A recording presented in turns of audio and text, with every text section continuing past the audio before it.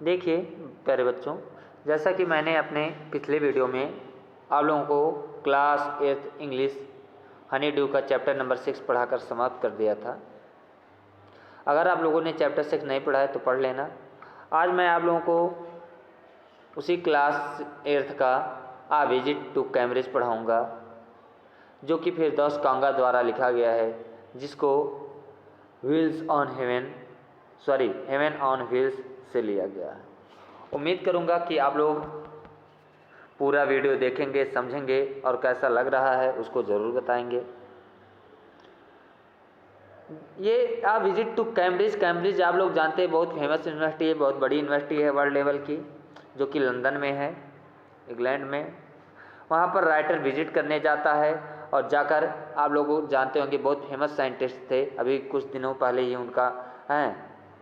उनकी मृत्यु हुई है, स्टीफन हॉकिंस से उनकी मुलाकात होती है। उसी के बारे में क्या फीलिंग्स आता है मिलने के बाद, कैसी भावनाएं आती हैं, इसी को जो है इसमें बताया गया है। उम्मीद करूंगा आप लोग पूरा वीडियो देखेंगे, समझेंगे और कैसा लगा इसको ज़रूर बताएंगे। तो चलिए अब मैं वीडियो स्टार्ट करता हूं। इससे पहले यदि आप लोग चैनल सब्सक्राइब नहीं किए तो सब्सक्राइब कर लेंगे, जिससे कि इसके आने वाले नोटिफिकेशंस आप लोगों को मिलते रहें और आप लोगों की पढ़ाई कंटिन्यू जारी रहे। देखिए, बिफोर यू रीड, आपके पढ़ने से पहले। देखो, जहाँ से लेसन स्टार्ट होता है उसके पहले क्या दिया गया है उसको हम लोग देख लेते हैं यहाँ से। This is the story. देखिए, this is the story of a meeting between two extraordinary people, both of them disabled.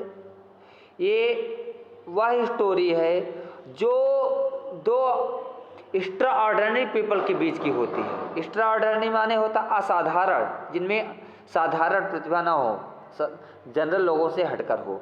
Both of them disabled, क्यों असाधारण है, एक्स्ट्रा ऑर्डिनरी है दोनों लोग? क्योंकि दोनों लोग क्या हैं? डिसेबल्ड हैं, अपंग हैं, दिव्यांग हैं, और डिफरेंटली एबल्ड, या वो जो है क्या है, एक दूसरे से एकदम अलग हैं। एज वी नाउ से, जैसा कि अब हम कह सकते, या जैसा कि अब हम कहते हैं। Stephen Hawking is one of the greatest scientist of our time. हमारे समय के स्टीफन हॉकिंस महान वैज्ञानिकों में से एक हैं। Okay, he suffers from a form of paralysis that confines him to a wheelchair. इनको पैरालाइज हो गया था। पैरालाइज एक ऐसी बीमारी होती है जिसे हम कह सकते हैं लकवा मार देने, लोगों की बॉडी जो पार्ट्स होते हैं वो क्या होते हैं, काम नहीं करते हैं। ओके, तो इनको पैरालाइज हो गया था, जिसके कारण इनकी जो पूरी जिंदगी थी, पूरा जीवन था, वो व्हील चेयर पर बीता। कन्फाइंस माने सीमित कर दिया। And allows him to speak only by punching buttons on computer. और ये बोल नहीं पाते थे। सिर्फ बोल कैसे पाते थे? इन्हें जब कुछ कहना रहता था तो कंप्यूटर लगा रहता था इनके व्हील चेयर पर, जिसका बटन दबाते थे तो वो बटन कंप्यूटर द्वारा ये बोलते थे, on a computer, which speaks for him in a machine like voice, जो इनके लिए बोलता था मशीन जैसे आवाज में। फिरदौस कांगा इज ए राइटर। अब फिरदौस कांगा, एक तो स्टीफन हॉकिंग हो गए और दूसरा कौन है? फिरदौस कांगा है। इज ए राइटर, जो कि एक राइटर हैं, लेखक हैं, एंड जर्नलिस्ट, पत्रकार हैं। Who lives and works in Mumbai, जो मुंबई में रहते हैं और वहीं पर काम भी करते हैं। Kanga was born with brittle bones that tended to break easily when he was a child. Brittle माने होता नाजुक। क्या था? जब कांगा का जन्म हुआ था तो इनकी हड्डियां क्या थी? बहुत ब्रिटल थी, बहुत नाजुक थी। That tended to break easily, जो कि आसानी से टूट जाती थी। When he was a child, जब वो बच्चे थे। यानी बहुत से लोगों की हड्डियां जन्म लेते हैं बहुत नाजुक होती है, एक तरह की बीमारी होती है, जो कि थोड़ा सा चोट लगता है तो क्या हो जाता है? टूट जाता है।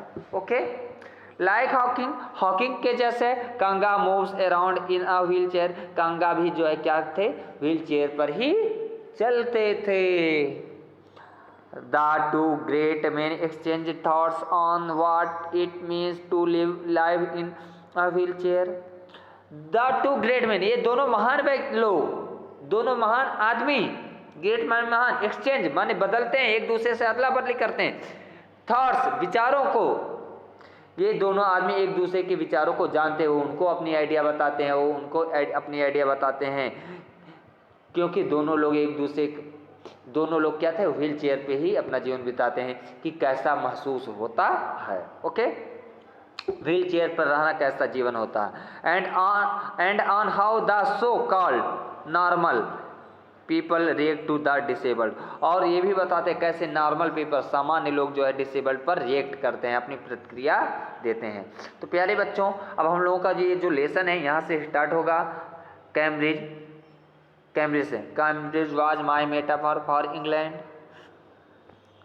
देखिए बहुत अच्छा शब्द यूज किया गया है, Cambridge was my metaphor for England. Cambridge मेरे लिए जो है मेटाफर जैसा था कैम्ब्रिज मेरे लिए इंग्लैंड के मेटाफर जैसा था, यानी कैम्ब्रिज ही इंग्लैंड था, ऐसा भी हम कह सकते हैं राइटर के लिए। And it was strange that when I left it had become altogether something else because I had met Stephen Hawking there. क्या कह रहा है writer? And it was strange, और ये विचित्र बात था, दैट कि व्हेन आई लेफ्ट इट, कि जब मैंने इसको छोड़ा यानी कैम्ब्रिज को छोड़ा, इट हैड बिकम ऑलटुगेदर, तो एक साथ ही हुआ था, समथिंग एल्स, कुछ दूसरी चीजें, because I had met Stephen Hawking there, क्योंकि मैं वहां पर स्टीफन हॉकिंग से मिला था। It was on a walking tour through Cambridge that the guide mentioned Stephen Hawking, poor man who is quite disabled now, though he is a worthy successor to Isaac Newton, whose chair he has at the university. क्या था? It was on walking tour through Cambridge. क्या था? हम लोगों का tour गया था जो कि कैम्ब्रिज से ही होकर गुजर रहा था।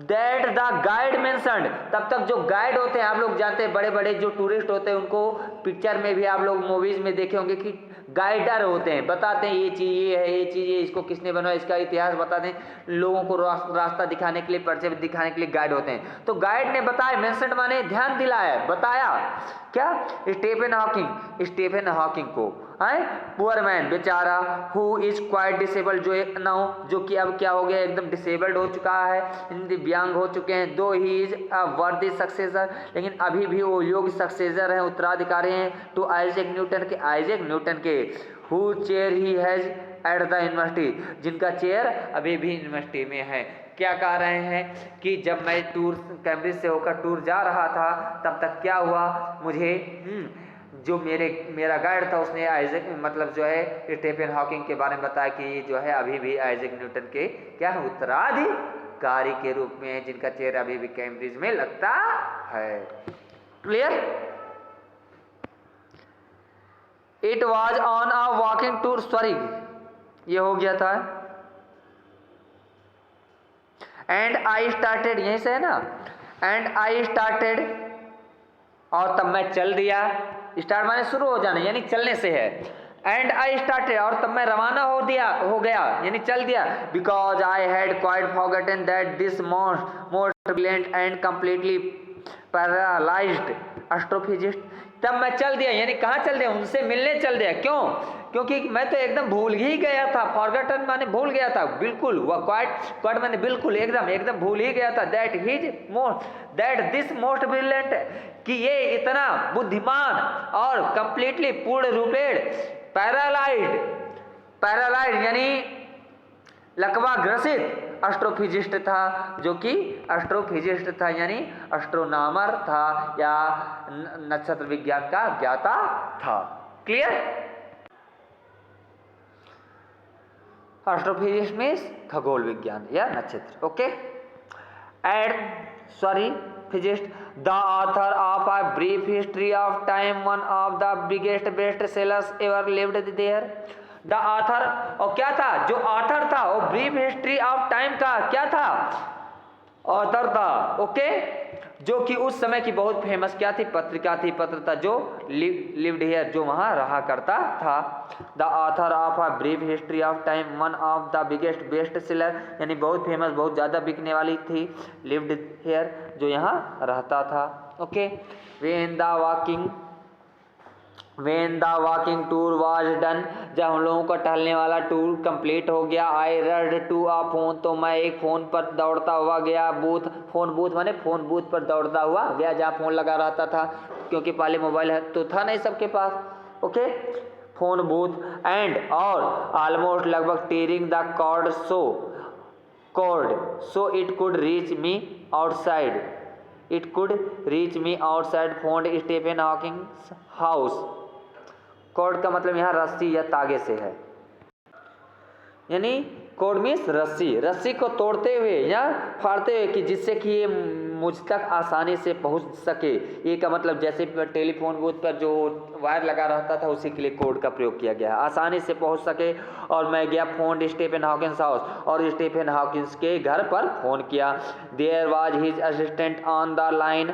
क्या हुआ, जब मैंने फ़ोन किया तो बड़े लोगों के घर, आप लोग जानते हैं जो बड़े बड़े लोग होते हैं उनके यहाँ जो फ़ोन लगता है तो वो स्वयं नहीं रिसीव करते हैं, कोई ना कोई रिसीव करने वाला होता है, तो उनका सहायक, असिस्टेंट माने होता सहायक, उनका असिस्टेंट ने फ़ोन रिसीव किया, okay. Assistant on the line पर था यानी रिसीव किया। एंड आई टोल्ड हिम, और मैंने उससे बताया, I had come in a wheel chair from India, मैं एक व्हील चेयर से चलकर इंडिया से आया हूँ। व्हील चेयर पर चलकर, यानी व्हील चेयर पर जैसे स्टीफन हॉकिंग हमेशा रहता है वैसे मैं भी रहता हूँ। इस तरह से बताऊंगा तो मुझे मिलने का मौका ज़्यादा मिलेगा। और इंडिया से आया हूँ, okay, from India. Perhaps he thought I had propelled myself all the way to write about my travels in Britain।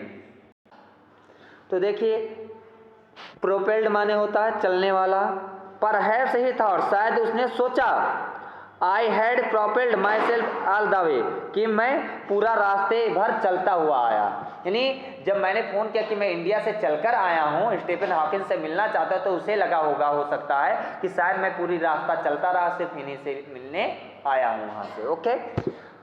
To write about mister my travels in Britain, और मैं ये लिखना चाहता हूँ, और मैंने फ़ोन करके ये कहा कि मैं अपनी यात्रा को ब्रिटेन में, मेरी यात्रा कैसे रही, मैं इसके बारे में लिखना चाहता हूँ, okay. Travels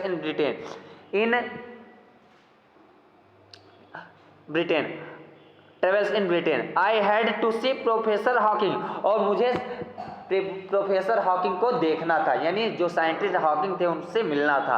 even 10 minutes would do, सिर्फ यहाँ तक कि मुझे बहुत ज़्यादा समय मत दीजिए, 10 ही मिनट दीजिए, लेकिन मुझे मिस्टर हॉकिंग से क्या है, मिलना है।